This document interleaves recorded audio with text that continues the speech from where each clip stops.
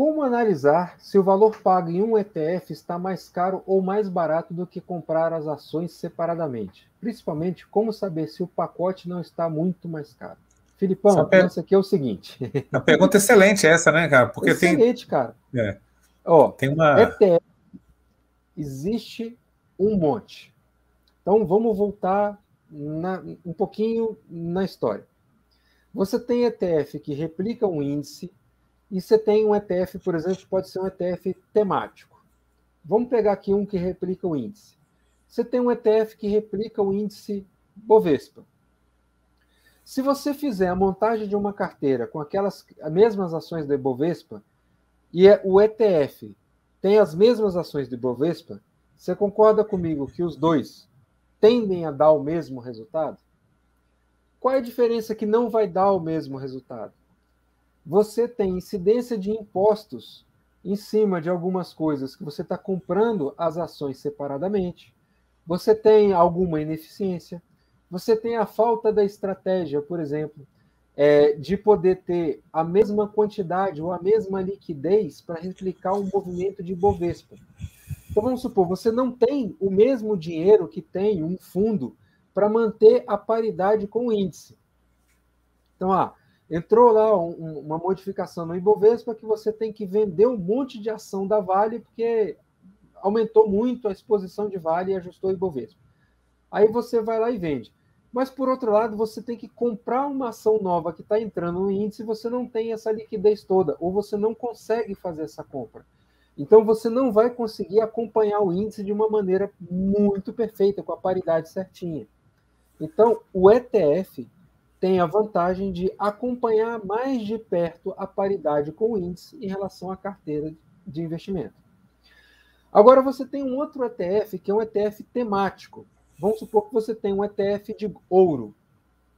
E você tem lá ações de empresas que estão voltadas ao segmento de ouro.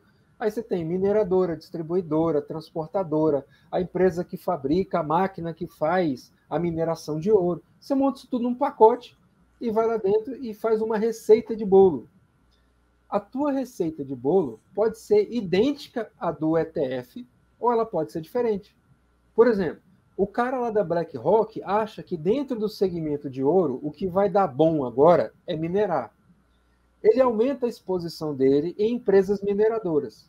Já você acha que o que vai dar bom é o ouro commodity. Você aumenta a sua exposição em commodity de ouro. O resultado é diferente. Então não dá para você comparar isso dentro de ETF. Para que serve o ETF na sua carteira? Ele serve para você ter um trade-off, como tudo na vida. Você está abrindo mão de alguma coisa para receber outra. O que você está abrindo mão? Você está abrindo mão da complexidade de administrar uma carteira para terceirizar isso para uma pessoa profissional fazer e te entregar um resultado. Tem ETF que vale a pena você fazer isso, tem ETF que não vale a pena você fazer isso. Então, não é uma coisa que você vai ligar simplesmente pelo retorno que você vai ter daquelas ações, mas que aquilo vai te dar uma outra coisa, que é, por exemplo, a tranquilidade de você ter uma média. Então, se você tem um ETF que é a média de mercado, a média está garantida. O que você vai fazer agora? Você vai lá e pega algumas empresas que você gosta, que estão naquele índice, e aumenta o peso de exposição dela na sua carteira. Então, você vai ter a média, mais a variação dessas ações para cima ou para baixo. Se ela variar, se a sua carteira for igual à média, tanto que subir ou descer, não faz diferença no seu ETF. Mas se você tiver uma ação que tem mais exposição e ela variou para baixo, você vai puxar a sua média para baixo. Se você tiver mais ação que ela puxa para cima, ela vai puxar para cima. Então, a vantagem ou a desvantagem de investir de forma direta ou em ETF, ela não está ligada só na remuneração, porque as receitas são diferentes. Ela está ligada muito mais na comodidade ou na praticidade de você acessar aqueles ativos por um ETF ou por um fundo de investimento. Então, vamos supor que você é um pequeno investidor que você tem R$100 para investir por mês. Com R$100, você não vai conseguir comprar um montão de ação. E você não vai comprar o fracionário de algumas ações. Mas com R$100, você pode entrar numa cota de ETF que você vai ter as 500 ações disponíveis na Bolsa de Valores ao mesmo tempo. Entendeu? Então, são ferramentas diferentes, estratégias diferentes para investidores diferentes.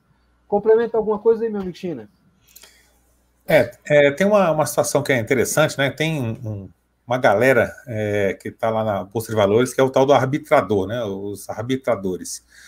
Então, digamos aqui que você tem um mercado de ações ali, que tem um mercado fracionário e tem um mercado normal, que a gente que compra o lote inteiro, né?